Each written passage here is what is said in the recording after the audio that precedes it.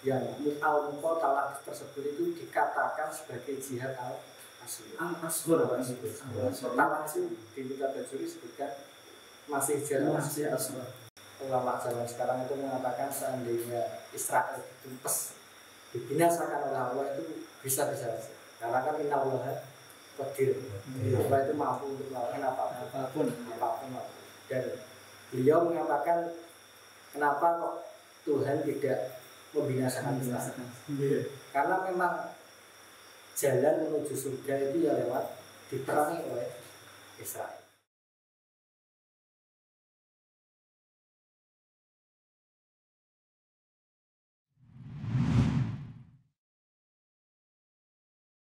Assalamualaikum warahmatullahi wabarakatuh. Para pemirsa dan sahabat santri dimanapun Anda berada, alhamdulillah kembali lagi di segmen obrolan santri di kesempatan kali ini, di mana kita sudah lama libur karena beberapa faktor. Alhamdulillah kita kembali lagi dengan keadaan sehat walafiat, di mana bersama bapak-bapak ustadz kita akan membahas permasalahan yang cukup urgen, satu kata yang cukup penting, yakni adalah jihad. Nah, di mana satu kata ini yang akhir-akhir ini menjadi polemik di kalangan para umat, yang mana mereka mengatasnamakan perang, pemusuhan, itu semua adalah jihad. Nah, baik, sebelum kita membahas tentang permasalahan jihad lebih lanjut, kita akan sapa dulu dengan bapak narasumber kita. Monggo bapak bisa perkenalan dulu biar audiens para pemirsa ini lebih tahu tentang bapak. Iya. Assalamualaikum warahmatullahi wabarakatuh. Waalaikumsalam warahmatullahi wabarakatuh. Perkenalkan, nama saya Muhammad Walid. Saya berasal dari Desa Mentoro, Soko, Tuban, Jawa Timur, Indonesia. Mungkin bapak yang narasumber yang satunya nih. Assalamualaikum warahmatullahi wabarakatuh. Waalaikumsalam warahmatullahi wabarakatuh. Perkenalkan, nama saya Muhammad Izwar Sadan Ibrahim, berasal dari Desa Brangsong, Kecamatan Brangsong, Kabupaten Kendal, Jawa Tengah. Jawa Tengah. Indonesia nih Pak? Indonesia. Baik, sekilas para pemirsa dan sahabat santri dimanapun Anda berada, sekilas tentang beliau, bahwa beliau berdua adalah teman satu kelas nih, yakni lulusan Madrasah Miftahul Huda angkatan tahun ini, dan beliau berdua juga masih aktif menjadi pengurus Lajnah Basul Masail Pondok Pesantren Raudhatul Thalibin. Bukan begitu Pak? Sedikit tepat sekali. Baik Bapak, kita langsung saja mengenai pembahasan kita dari kesempatan kali ini Pak.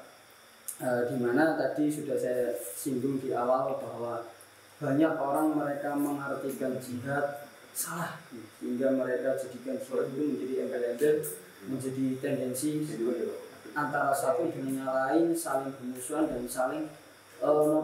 saling punya misi untuk membunuh. Nah, sebenarnya makna jihad yang sebenarnya itu menurut Bapak?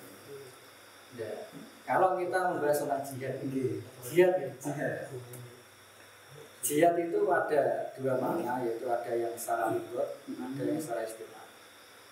Kalau jihad dilihat dari segi bahasa, itu berasal dari kata masdarnya lafaz jahada yujaidu, mujahadatan wa jihadan ila akhirih. Sengaja saya sebutkan agar tidak salah paham seperti yang viral kafara kafiru kufran. Maksudnya santri harus seperti itu.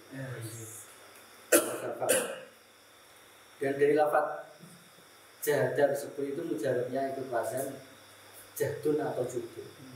Kalau jahdun sendiri itu memiliki makna masyaqqah, berat, sesuatu yang sulit. Kalau jinnya dibaca benar, itu berarti atau sebuah upaya, seperti itu. Kemudian untuk membahas jihad secara istilah,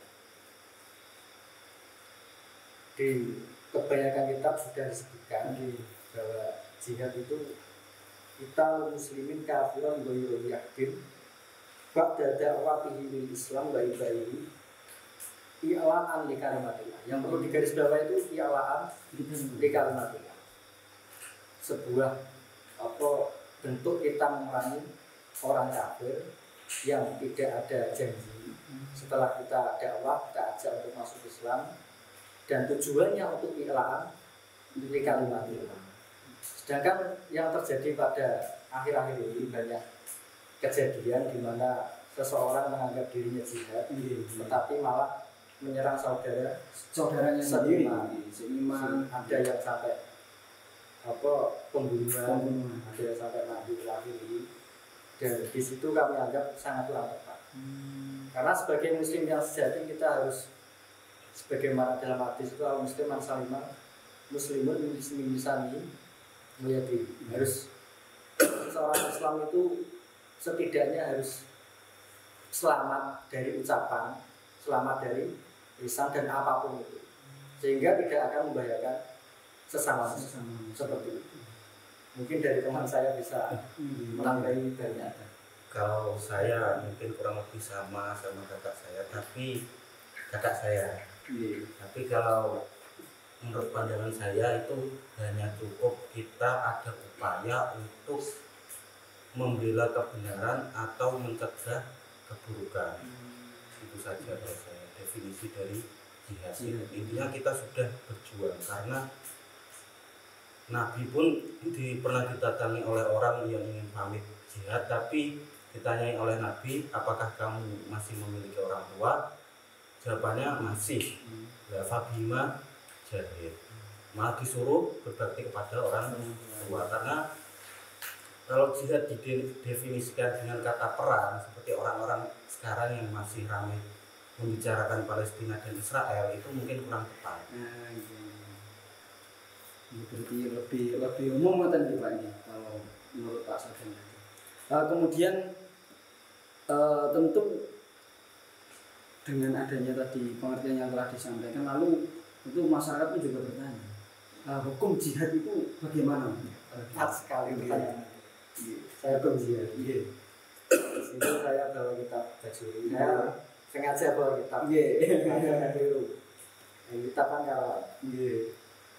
Di sini dalam kitab Bajuri, di kitab Ahkamul Jihad, langsung jihad dijelaskan.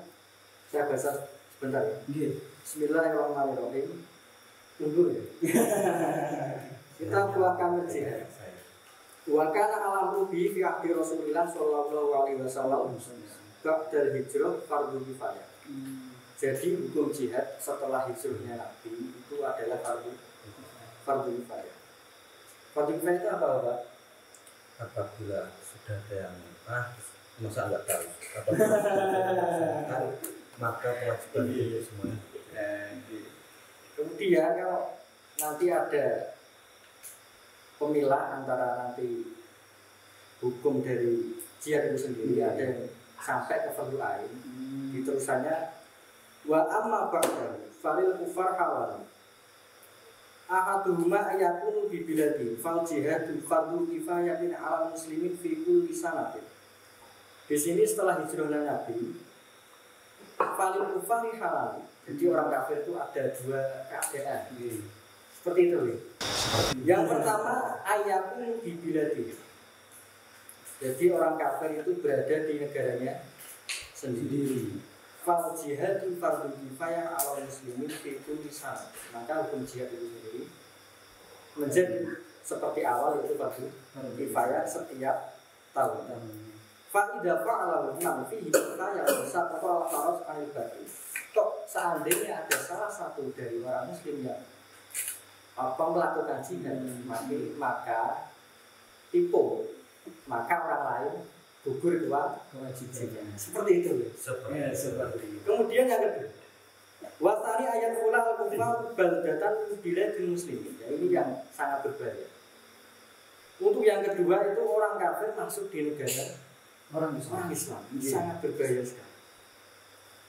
Kemudian terusannya awian zilu qoriban minha, atau dia bertempat dekat dengan orang Islam. Fal jihadu hina idin fardhu ainin alaihi fayalzamu ahla dzalika al-baladi ad-daf'u lil kufar bima yumkinu minhu.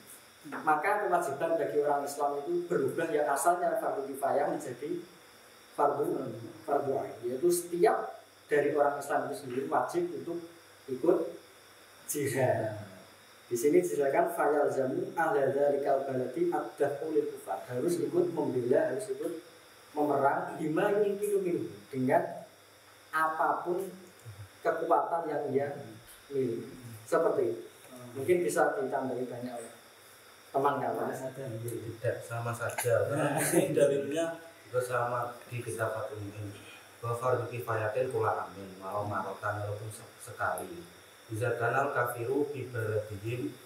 Nah, bisa kanal kafiru bi baladihim. Ketika itu di negaranya mengkafir tidak sampai masuk fardu kifayah wa yata'ayyanu idza dakhulu bala dana. Seperti itu saja.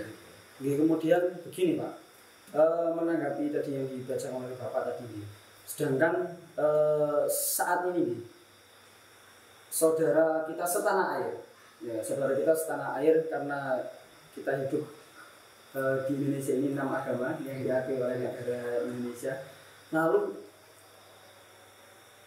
apakah mereka orang-orang yang ngebom gereja, mereka orang-orang yang menyerang saat perayaan hari-harinya orang-orang yang non-muslim, dan mereka mengatasnamakan jihad itu tadi. Bagaimana tanggapan Bapak tentang hal itu? Bisa ditanggapi. Mungkin kalau saya itu kurang sependapat dengan orang-orang yang aliran keras dengan mendefinisikan jihad dengan memerangi, bagaimanapun caranya memerangi orang kafir, menunjukkan permusuhan. Karena zaman sekarang kafir harbi itu sudah tidak gausung, karena sudah damai. Orang-orang ini kebanyakan pasti mengebom ke tempat-tempat yang ramai akan maksiat seperti di Bali dan juga lain-lain. Dan itu malah menjadi sebuah bumerang untuk kita. Seperti contoh orang Amerika sekarang perang di Palestina, membantu Israel dengan embel-embel orang Hamas atau Palestina ini teroris. Itu kan dibuat menjadi alasan. Padahal sebenarnya kita itu hanya mempertahankan dan juga memperjuangkan apa yang kita miliki. Seperti itu. Sudah lumayan. Bisa saya tambah sedikit. Karena dalam agama Islam, termasuk kita kan semua umat Nabi. Umat Nabi itu umat yang paling istimewa. Sudah tahu karena Nabi pun itu menjadi Nabi yang paling istimewa. Dan sifat Nabi pun itu tarahum, rahmah, rahim, sangat berbelas kasih dengan siapapun, tidak hanya pada orang Islam saja. Sehingga berbeda dengan nabi-nabi sebelumnya, seperti contoh Nabi Nuh itu semua umatnya ditumpes, yang tidak itu dengan apa ajaran dari Nabi Nuh itu ditenggelamkan oleh Allah Subhanahu wa Ta'ala. Sedangkan berbeda dengan Nabi Muhammad, karena sifat dari Nabi Muhammad sendiri itu sangat berbelas kasih. Beliau punya logika, mungkin saja seumpama dia nanti orang-orang kafir itu masih hidup, nanti anak turunnya itu bisa masuk Islam. Itu perbedaan Nabi Muhammad dengan nabi-nabi sebelumnya. Dan kita harus bangga memiliki nabi seperti itu. Oleh karena itu kalau di Indonesia ada pengeboman atau apa itu mestinya kurang sangat pas. Karena bisa saja nanti anak turun dari agama maupun itu Kristen atau Buddha atau apapun itu bisa ikut masuk Islam. Oke Pak, ini sudah cukup lebih jauh, monggo seruput kopinya dulu, diminum kopinya dulu Pak, supaya lebih cair gitu ya. Dalam segala situasi kita tetap ngopi.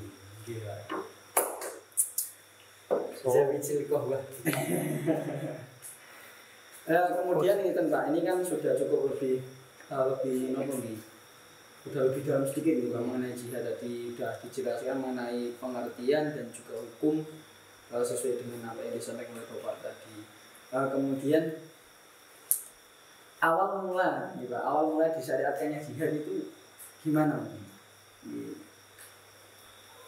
Jadi ada perbedaan antara Nabi sebelum hijrah dan setelah hijrah. Di sini dijelaskan. Saya cari dulu. Nah, gitu. Saya cari.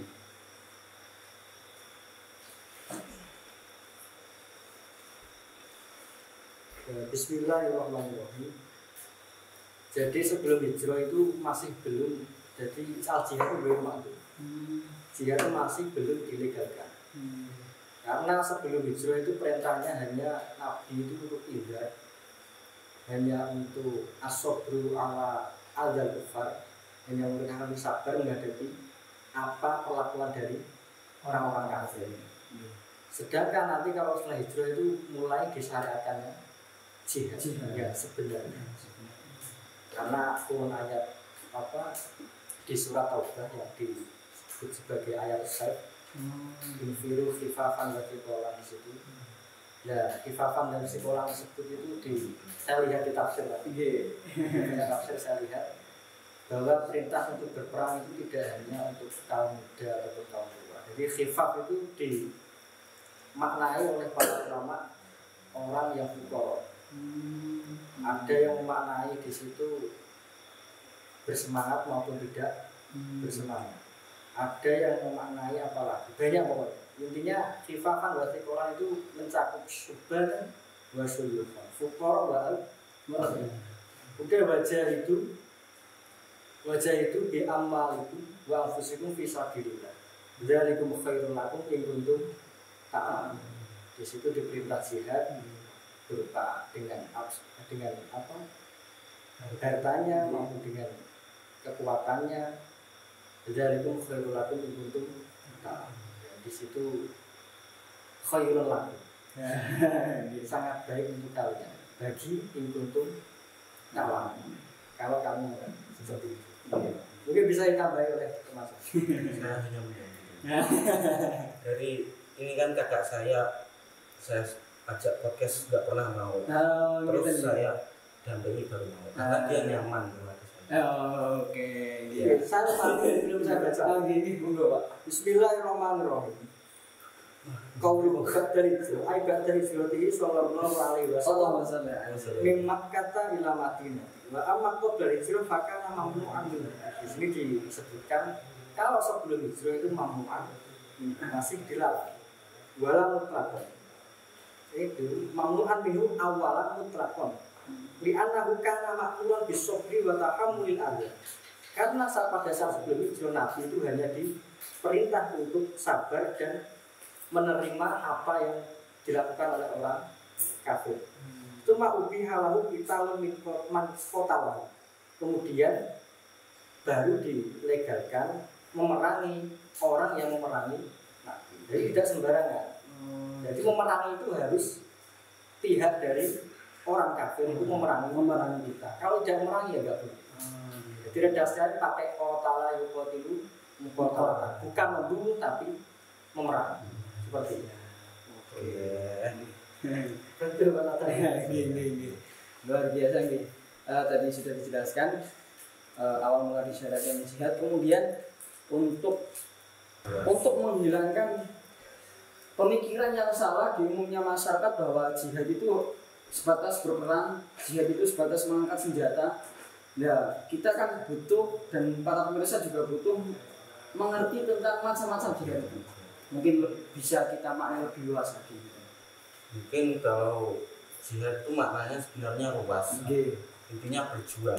Kalau di sini contohnya macam-macam, itu seperti contoh kakiamin bihujajin biniyatin, berdiri dengan hujah-hujah agama. Seperti contoh dalil-dalil tentang tetapnya Allah, ais berarti sonek, dan juga perkara yang wajib untuk Allah dan perkara yang mahal untuk Allah. Itu kita berdiri dengan itu, apabila ada yang melenceng kita harus meluruskan. Dan juga ilmu-ilmu yang syariat seperti tafsir, hadis, ini apabila melenceng hadis dibuat hadis palsu atau apa ini kita luruskan. Terus jihad bukan hanya itu saja. Ini jihad pun ada contoh wadaf'i dororin maksumin, atau mencegah teman-teman kita dari musibah, seperti orang-orang yang wong luwe kleson ning pondok iku akeh. Pondok akeh. Sampeyan nek pengen jihad maro pondok, engke mangan iku wis jihad. Termasuk daf'i dororin maksumin. Karena santri kelaparan itu mungkin masih banyak orang-orang yang tidak punya sangu sedikit. Sangat pengalaman Wah, saya termasuk sebagian temannya. temannya ingin memberi dan tak punya gitu. Itu seperti itu. Atau orang gila pun, atau orang yang aren au nahwihima, orang yang nggak punya baju, tapi ini kebangetan mungkin orang yang punya baju, kita kasih baju, itu juga termasuk jihad. Dan ada juga banyak macam-macamnya. Wa amrin bima'rufin, sama memerintah orang untuk melakukan kebaikan pun itu juga termasuk jihad. Tapi kebaikan ya, tapi bukan berarti sama memaksa, hanya memerintahkan. Jamaah di jamaah sampean kamplongi, itu bukan kewajiban dia, sampean wajibkan. Cah cilik layangan sampean seret coba, bukan. Hanya memerintah saja. Intinya berjuang, walaupun dalam segi cinta juga bisa. Oke. Pak Zori mungkin bisa menambahnya. Sangat panjang sekali ajaran teman saya, dan sangat bisa memberi kita untuk termotivasi, kita bisa menyantuni dan memberikan belas kasih pada teman-teman Bapak Sadar tadi. Di sini dalam kitab Bajuri ini, secara detail saya detail saja. Jihad di sini dijelaskan bahwa Bismillahirrahmanirrahim, kita buahkan jihad. Wa hadza huwa al-jihad al-asghar. Jadi yang al-muqatalah tersebut itu dikatakan sebagai jihad al-asghar. Muqatalah itu di kitab Bajuri disebutkan masih asghar. Wa amal jihadu al-akbar fahuwa mujahadatun nafsi.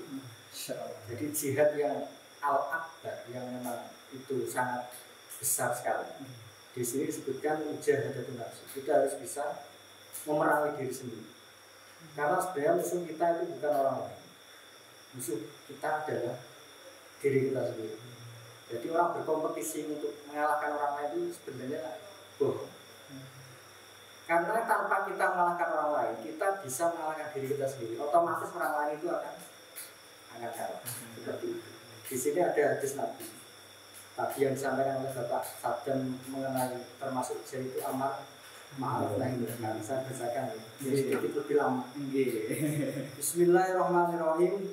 Fa'in qala Abu Bakar As-Siddiq radhiyallahu anhu, ya Rasulullah, hal min jihadin ghairi kita lil musyrikin. Jadi suatu ketika itu Abu Bakar bertanya kepada Nabi, apakah ada jihad selain memerangi orang musyrik? Kemudian faqala Rasulullah sallallahu alaihi wasallam, "Na'am ya Abu Bakar, inna lillahi ta'ala mujahidina fil ardi afdalu minasyuhada ahya'u marzuqina yamshuna fil ardi yubahillahu bihim malaikata sama wa tuzayyanu lahum al-jannah."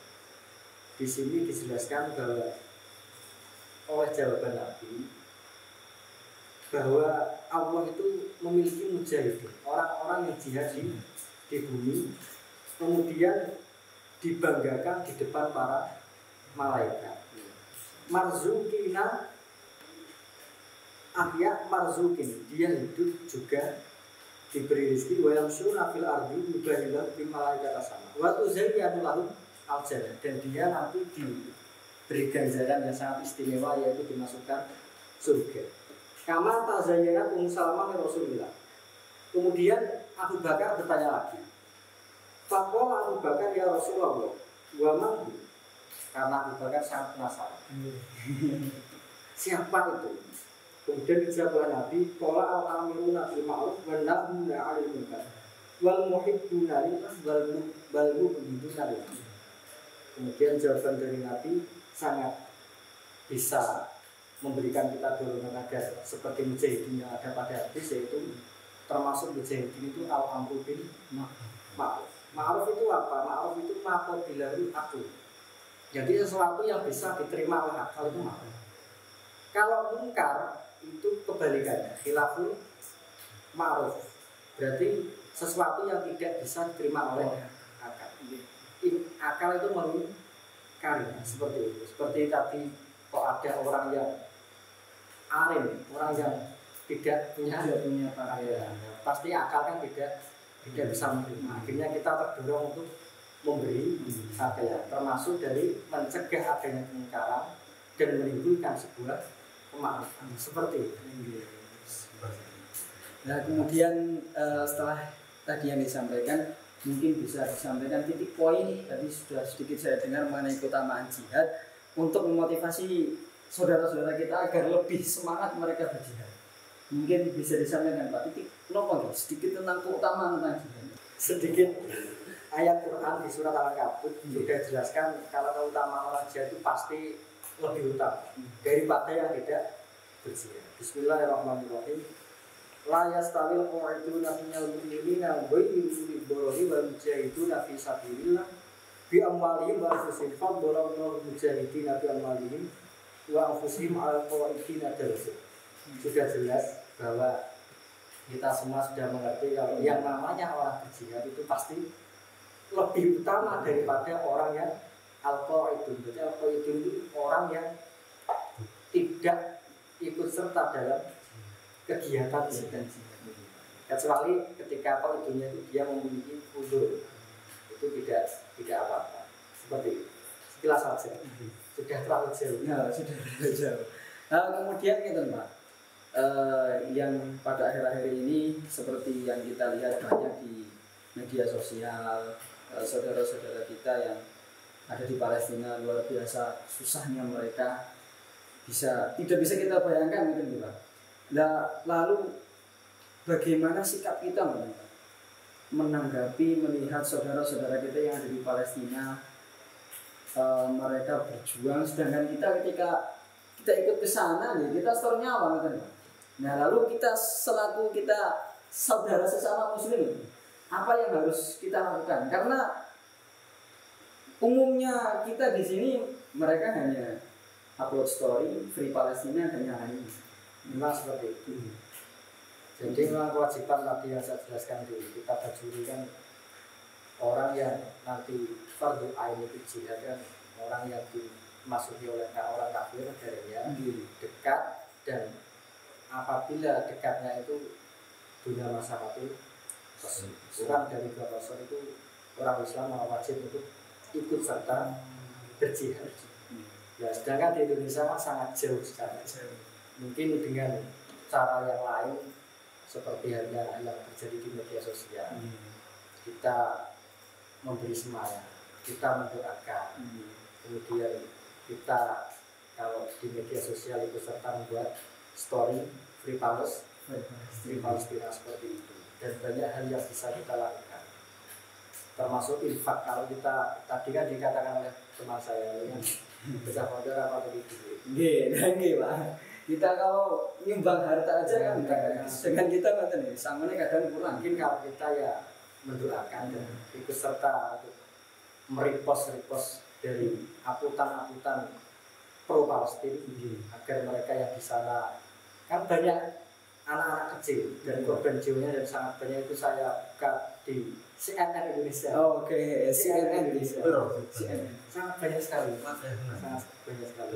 Di sini di Minggu 5 November 2023 pada jam 15.37 waktu Indonesia Barat, korban tewas itu ada 9.500 orang. Masya Allah. Dan termasuk 3.900 itu berupa anak kecil. Sangat riskan, sangat mengkhawatirkan dan sangat mengharukan. Dan 2.500 itu berupa seorang perempuan. Ini saya ambil atas laporan dari Kepala Kantor Media Hamas Salam seperti itu. Dan bahkan ada 8.500 rumah dan 4.000 unit rumah itu roboh. Dan 1,4 jiwa di Gaza itu mengungsikan diri. Kejadiannya seperti itu. Mungkin itu masalah. Kalau menurut saya mungkin kurang lebih sama. Setidaknya kita dengan mengupload atau menunjukkan bahwa kita berada di sisi yang mana, kita berpihak kepada siapa, bukan itu. Sedangkan kita kan sudah jelas santri setiap hari makan tempe, nyumbang, kita nyumbang nggak bisa makan besok.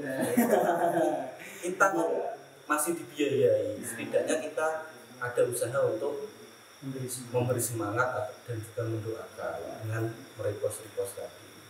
Bahkan ada ulama zaman sekarang itu mengatakan seandainya Israel ditumpas, dibinasakan oleh Allah itu bisa-bisa saja. Karena kan Inna Allah qadir, Allah itu mampu untuk melakukan apapun. Dan beliau mengatakan kenapa kok Tuhan tidak membinasakan Israel? Karena memang jalan menuju surga itu ya lewat diperangi oleh Israel. Termasuk kalau kita jalan menuju surga kan sabar. Banyak. Tapi kalau ulama tersebut mengatakan bahwa memang Allah membuat orang Palestina masuk surga itu lewat dengan cara seperti itu.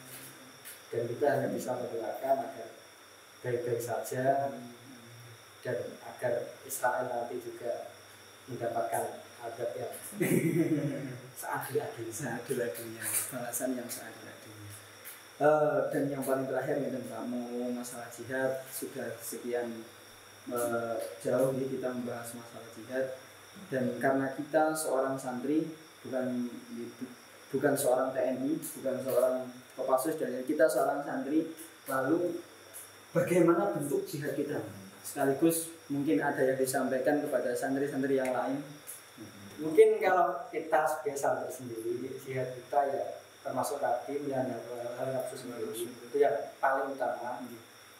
Kemudian kita rutin untuk mengaji, taat pada kiai, dan melihat situasi yang sekarang ini, pastinya sebagai santri sangat empati kepada mereka, para penduduk dari Gaza sendiri. Mungkin dengan hanya lewat mendoakan mereka, pasti doa itu dikabulkan. Bu, nanti nggak mungkin untuk masalah lagi nggak mungkin. Doa baik itu pasti dikabulkan. Nggak ada hijab. Hanya menunggu waktu saja. Mungkin seperti itu. Monggo mungkin ada tambahan Pak. Mungkin jihad santri adalah dengan menjadi lebih baik setiap hari. Ziyadatul khair fi kulli yawm. Oke, siap. Kita bertambah baik itu sudah termasuk jihad. Siap. Terima kasih, ini mungkin adalah yang paling terakhir Pak. Terima kasih atas waktunya, atas kesempatan kali ini kita bisa ngobrol bareng, dan semoga obrolan kita bermanfaat. Dan para pemirsa, sahabat santri dimanapun Anda berada, sudah sekian panjangnya mengenai pengertian jihad, kemudian hukum jihad, awal mula dan macam-macam jihad, keutamaan, dan kita seorang santri tadi sudah disampaikan jihadnya dalam bentuk apa. Tentu hal ini sangat harus kita ketahui mengenai jihad, makna sebenarnya itu apa. Dan semoga dengan adanya obrolan di kesempatan kali ini, saudara-saudara kita yang ada di Palestina lebih semangat lagi, tetap semangat untuk berjihad. Terima kasih, semoga obrolan di kesempatan kali ini bermanfaat. Wassalamualaikum warahmatullahi wabarakatuh.